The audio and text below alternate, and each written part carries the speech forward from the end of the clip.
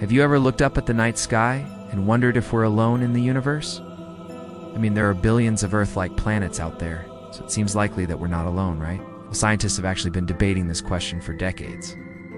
And they've come up with a pretty interesting argument to explain why we have unfound any aliens yet. It's called the Fermi Paradox, and it goes like this. Okay, so the universe is really big.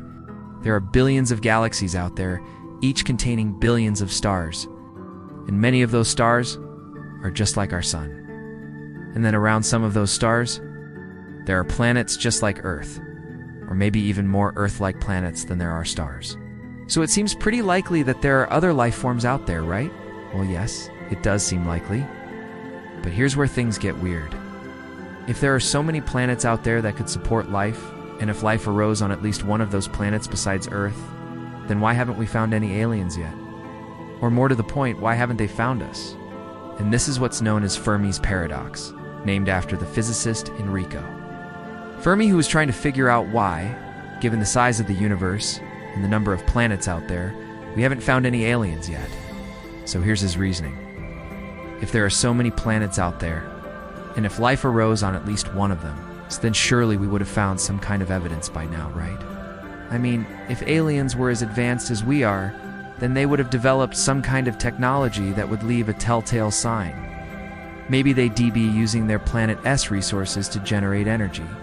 Or they might be launching spaceships into their own version of space.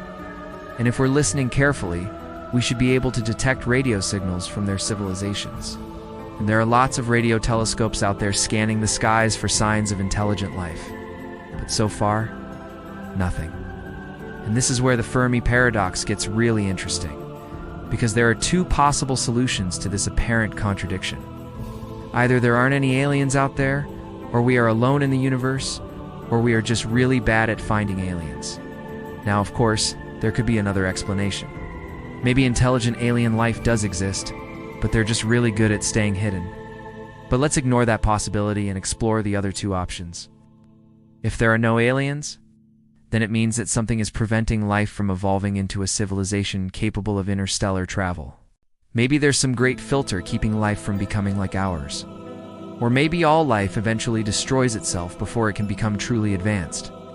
In that case, we've either overcome the filter already, or we're headed for certain doom. Neither of those possibilities are particularly comforting. But let's say instead that we're just really bad at finding aliens. I mean, think about it.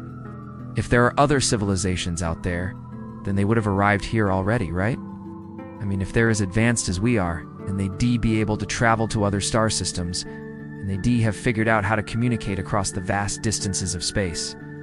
And if there are other civilizations out there, then some of them must be more advanced than us. If they're thousands of years ahead of us, then they would have been here long ago.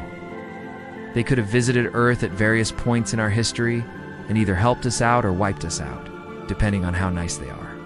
And given that we're still here and still relatively primitive, it means that there must be something preventing more advanced civilizations from reaching our level. A great filter that blocks the path to the stars. And this is what's known as the Great Filter Theory. Life does go on to become intelligent, but there is some barrier that prevents it from becoming like us, or further. This barrier could be anything. Maybe it's a natural phenomenon like a supernova or a gamma ray. Burst that kills off all life in the galaxy every time a civilization becomes too advanced. Or maybe it's something we have control over. Maybe civilizations always end up destroying themselves through war or disease or natural resource depletion.